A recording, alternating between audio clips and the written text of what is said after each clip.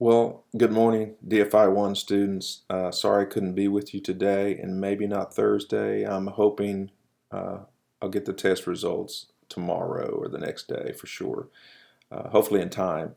Regardless, I'm going to take you through the next step of the landing page, just the coding portion of it. So hang on. And the beautiful thing about a video introduction to this part is you can pause it as frequently as you wish to, back it up, whatever. I'm going to focus on the CSS portion of this for today's instruction, and then also the organization of the code. So make sure there's indentations and organization and structure to all of it, because really the better the code looks, the better the website's going to function, the better you're going to feel about it. So look forward to it, and I hope to see you face to face real soon. Okay, students, continuing on from what we began last week on Thursday, I'm going to zoom in here. I want to review just a little bit. This is my root folder. You should have a root folder on your desktop, thumb drive, somewhere on your computer that you always go to that has your files for DFI1. Always keep them in the same place. It will help you avoid a lot of issues. I'm going to open this up, and we're going to kind of zoom in and look at the structure. What I've got, and you should have the same thing. So look this over. Make sure yours looks exactly like this. I know I made one little change here, so pause it if you need to and create that fourth folder. So we're going to do 4 projects besides this landing page. We're going to do a miniature portfolio. We're going to do a fictitious specialty boutique website that'll be multiple pages. We're going to do a 1-page responsive site, and we're going to do a 1-page email blast that's going to have CSS, HTML in it. But it's something that's very common for designers to do. And I numbered them 1, 2, 3, 4, so they would stack neatly. Now this folder down here that says images, don't forget that is because this is the landing page file, and this is the images related to it. Every one of these folders should have a CSS folder and images folder in it. Okay, so take a moment, pause, and get your file set up just like this if you don't already have that. I know you don't have the email blast because I just added that. All right, now I'm going to back up to the code. I'm going to open up Index and zoom out of here, and I think I've already got that open in Dreamweaver. I may have an older version of Dreamweaver on my laptop that I'm demonstrating with, but bear with me. All right, if we look at this code, let's review the code one more time, and starting at the top. And remember, I space these down. These numbers are not meaningless, but they're really just for orientation, that I know that if I wanted to make a reference and say, hey, John, you've got some kind of error message on line 7, or Maddie, on line 20, you need to look at that CSS, it doesn't look correct, or something like that. It really doesn't mean anything. For example, if where I have wrapper in my CSS, if I had multiple spaces, a little more spaces here between there, just blank, doesn't mean anything. What the code does, the engine that reads the code just jumps from tag to tag, tag there, tag there, tag there, tag there. And if a tag is left open, like it doesn't close with that / like the word title here, if that doesn't close, then things begin to goof up and look errant on the side of your browser. So a little bit about organization. I do want you to indent just like me. So I've got the primary features here. The doc type, reminds you, that just means just telling the browser this is an HTML document. Then we start the HTML code up here in the head. Everything right here is in the head. See where the head closes? This is where we're putting the CSS styling. So if you think of the head of your body, you know what controls your foot? It's your brain. Okay, even though there's a great gap between your head and your foot, it's the brain, the controller. So the head is controlling what happens down here in the body. So that's where we inserted the CSS. Later, we'll insert a little line of code that makes us connect to the CSS, which is actually on another page. Actually, it's a CSS document. That way we can control multiple HTML pages with one CSS style sheet. Okay, so we started in class. We just did a body background. I'm going to go over to Design View for a moment. You slip over here, and you should have it as well if you were successful the other day in class. You've got a color in the background. Remember that color was purple, believe it or not. It actually exists. At least it does on the web. And then we centered up some text. We had a bold landing page. We just kind of made an italics. We did some things like that using HTML. And then we started the CSS in the code. So I'm going to go split view for just a second so you can see. And we're going to deal with this area in this video for today, okay? Where the style opens, this is your CSS style, and then the style closes. So this is HTML. You can tell by the angle brackets, close bracket style. Everything inside here is CSS formatting, a different language or a different syntax. So we got body as the selector, and they got background color as one of the properties, and then purple is the value. You know, I can change, there's 256 names for color. I can just change this. Boom, there's black, there's red, boom. It'll even prompt you. Look at indigo, hot pink. So on and on it goes, okay? So, and then the color, it really, I wish it could say font color, because that's really what it is, but the syntax for font color is just the word color. Okay, so that's why my color over here is white. I could have typed white, but if I wanted any kind of transparency or control, for example, I'm going to say 44%, let's say 22%. Okay, and it should get lighter. However, if you remember the other day, we had to do it in live view. Now look how pale that is. See, welcome to my landing page. Very pale over here. I forgot to put in my close tag there. Okay, that close is the colon and the semicolon. Semicolon, colon.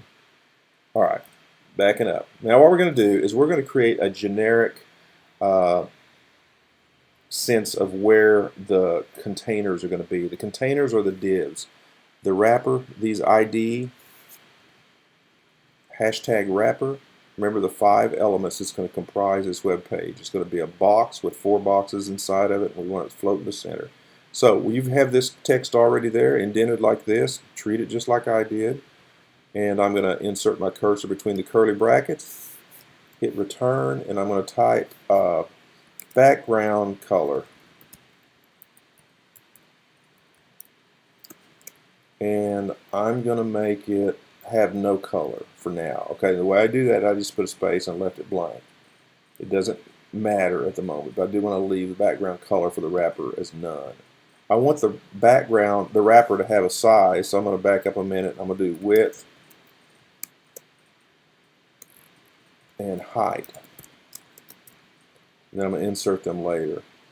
So I want the width of this to be 1,000 pixels. Okay, so it's 1,000 px. I always put a space before my property or my value. You don't have to, but you know, it just makes the organization better. However you do it, just do it consistently. See, I always have a space before these tags. So width is 1,000 pixels. For the moment, I'm going to make the height 500. Oops, 500 pixels. That's just temporary because later I'm going to set it to auto. That way it'll conform to whatever's inside of it. But right now, if I just put auto, it's going to collapse. You won't even see it. I want to put the background color as really none. In fact, I'm just going to go ahead and delete that. No, I'm going to leave it there for a moment. Sorry about that. And I want, this is important. This is called margin. And remember, the colon means equals. And I'm going to say 0 pix auto. I'm not asking you to memorize this stuff, but just know that this margin is going to make the wrapper, which is 1,000 pixels wide, it's like this box, square box or rectangular box, it's going to float in the middle of the page because I put margin 0 pix auto. What it means, the margin on the right and the left side are going to be automatically set. They're going to be equal. I'm going to leave that there, and I'm going to tab in this curly bracket. Now pause as often as you want to. Now to make these others simpler, and not have to redo everything, I'm going to copy these commands here. Okay, and I'm going to replace these. Boom. Boom.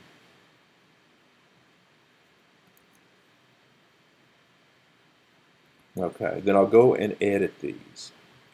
Now, we're going to have a wrapper, which is just the confining. It's kind of like the fence around your property line. It shows you where everything's going to be limited, and it's going to, as far as the height and the width. And then I want to put the header. Header's going to be horizontal at the top.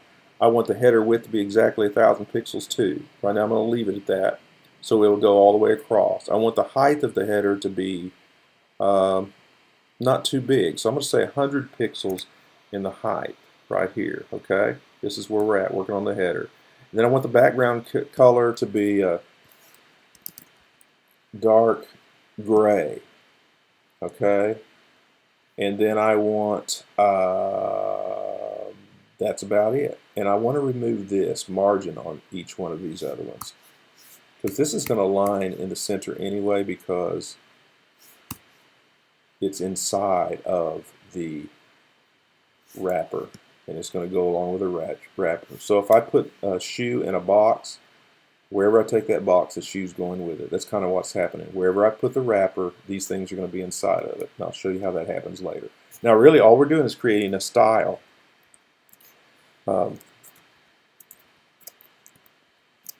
Oops, I'm trying to get my to decrease a little bit. Okay, we're creating just a style, okay?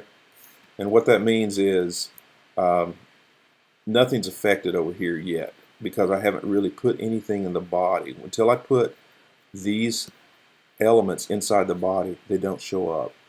It's kind of like if I said the style for a headline is Helvetica, bold, italics. It's not going to show until I write some words and I tell it to be headline style.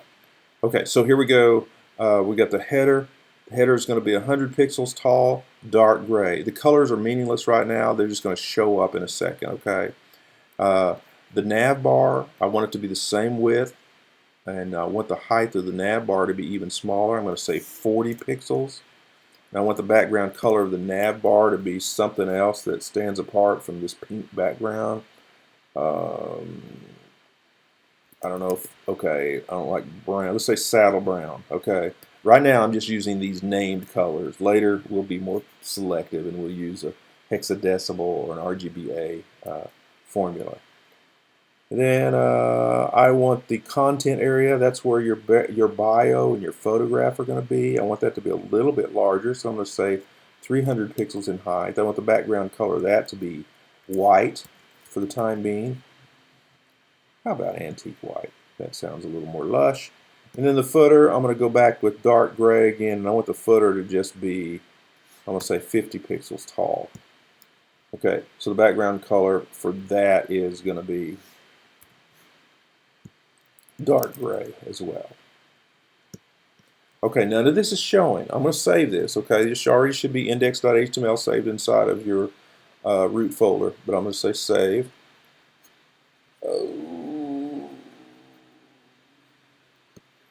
Okay, let's see. Sorry about this.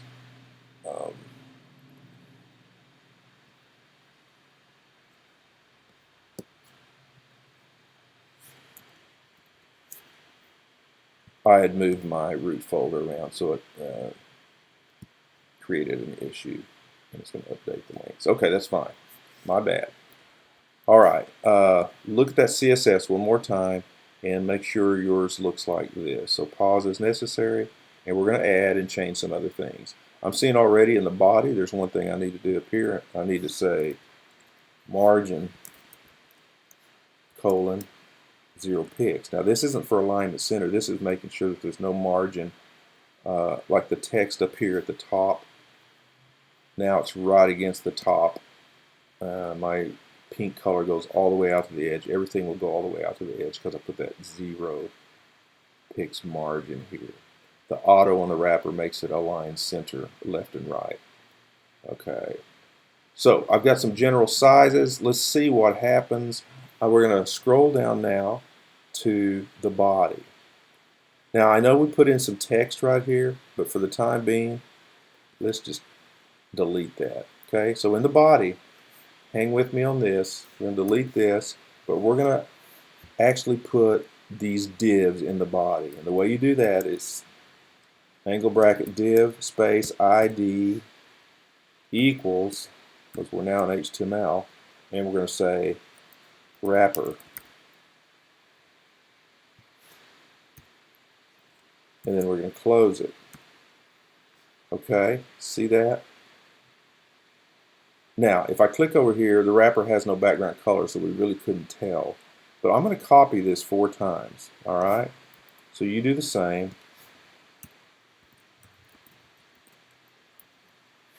And paste it 4 times. I'm actually going to space these out. Sorry. Takes a little bit of minutia to get these things going, but I want it to get organized and look right. I want these to, and we're going to change these now from wrapper, header, etc. Okay? So I've got wrapper, and then the next one was the header. I noticed a little gray box already popped up over here. We'll see what that's about. And then we've got nav bar. Spelling is important because if you don't put the spelling correctly, it won't recognize it.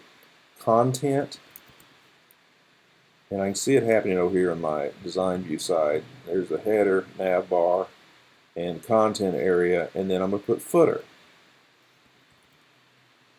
Okay, can't see that yet. Now, I'm going to zoom over here. I'm going to zoom back out, and let's look at this live view. Now, there's one thing that's telling me it's kind of funky. Why is this way down at the bottom? So there's like my header, my nav bar, my content area, my footer. It's all thrown out to the left. My invisible wrapper is 1,000 pixels, the same width as these, but it happens to be above everything. I need to put all this stuff inside of the wrapper so it will float in the middle. So I'm going back to code view, and watch this. This is really critical. I've got 4 divs here. I'm going to separate them by 1 space. This is for my own organization and for yours. And this closed div, that closed the wrapper. I want to actually copy that, and I want to move it after the footer. Let me tell you why I did that. The wrapper is going to contain these other 4 divs. So I don't want it to close until after the footer closes. So I've got the header on top, second is the nav bar, content, footer, footer closes, and then now the wrapper closes. Now when I go back to design view, and you go back to design view or live view, you should see something like this, okay? Let's stop here for now, and you can make sure that this happens for you. You can experiment with colors.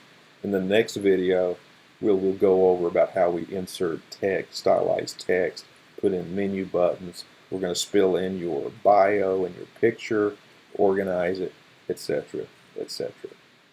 All right.